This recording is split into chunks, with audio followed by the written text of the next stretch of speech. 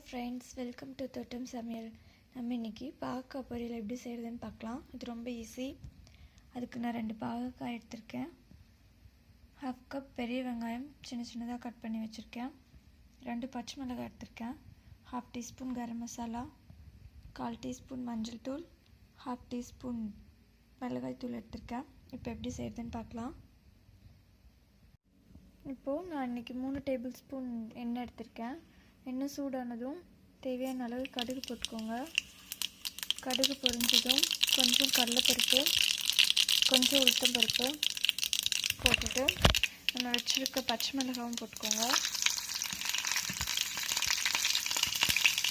அது நல்லா பொரிஞ்சு வந்ததும் நம்ம வச்சுருக்க வெங்காயம் போட்டுக்கலாம்.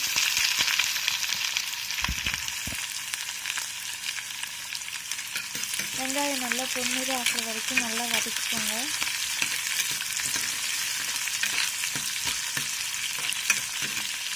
வெங்காயம் நல்லா பொன்னிறமாயிடுச்சு. இப்போ நம்ம வச்சுருக்க பாவக்காய் சேர்த்துக்கலாம். இது சேர்த்துட்டு ஒரு வாட்டி இது நல்லா கலந்து விட்டுருங்க. கலந்துட்டு இப்போ நம்ம வச்சுருக்க மசாலெல்லாம் சேர்த்துடலாம். 1/4 டீஸ்பூன் மஞ்சள் தூள், 1/2 டீஸ்பூன் garam masala,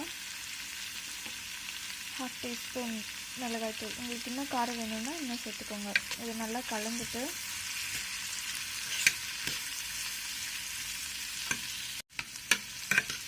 தேவையான அளவுக்கு உப்பு சேர்த்துக்கோங்க.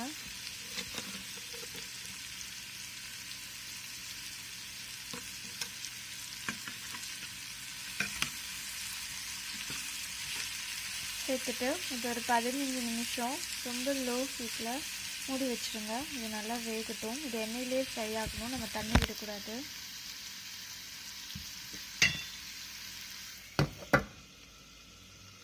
இப்போ 15 நிமிஷம் ஆயிருக்கு. நம்ம ஓப்பன் பண்ணி பார்க்கலாம். இந்த ஒரு வாட்டி நல்லா கலந்து விட்டுருங்க. கலந்து விட்டுட்டு இன்னொரு 5 நிமிஷம் இதே ஹீட்டில் வந்துட்டு மூடி வச்சுக்கலாம். இப்போ 5 நிமிஷம் ஆயிருக்கு. நம்ம ஓப்பன் பண்ணலாம்.